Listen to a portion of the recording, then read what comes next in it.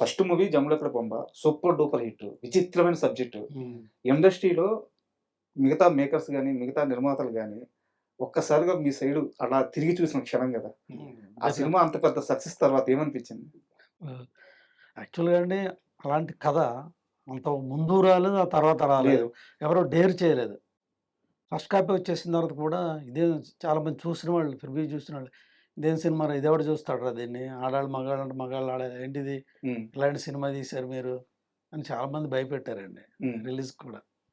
ఆ first copy వచ్చినప్పుడు చిన్నగా అంటే చిన్న డిసప్పాయింట్ అయ్యాం గానండి. మేమంతా అధైర్య పడలేదు. ఇది సార్. కొత్త కాన్సెప్ట్ హ్మ్. హ్మ్. డెఫినిట్‌గా ఇది హిట్ అవుతదని మొదటి నుంచి డైరెక్టర్ గాని, మేము గాని అందరం కాన్ఫిడెన్స్‌గానే ఉన్నాం. సార్. అప్పుడు అది చాలా మంది రకరకాలుగా చెప్పి సెన్సార్ కూడా హ్మ్. అబ్జెక్షన్ చేశారది. హ్మ్.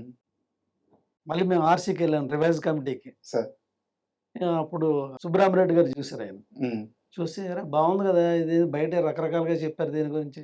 సినిమా బావుంది, బాగా తీశారే" అని క్లీన్ సర్టిఫికేట్ ఇచ్చేసారండి ఆయన. సార్. యాక్చువల్‌గా ఈవి గారు కూడా దీనికి ముందు 'జంబలకడ పంప' అని స్ట్రెయిట్‌గా పెట్టలేదు. హ్మ్. 'రివర్స్ గేర్' అని టైటిల్ పెట్టారు. మా స్నేహితులు ఏమన్నారంటే కొంతమంది ఫస్ట్ బ్యానర్ స్టార్ట్ చేస్తున్నారు. సార్. దీని రివర్స్ గేర్ టైటిల్ ఏంట్రా నాయనా? హ్మ్. రివర్స్ గేర్ మంచిది కాదు. సంకేతం మంచిది కాదు ఇది.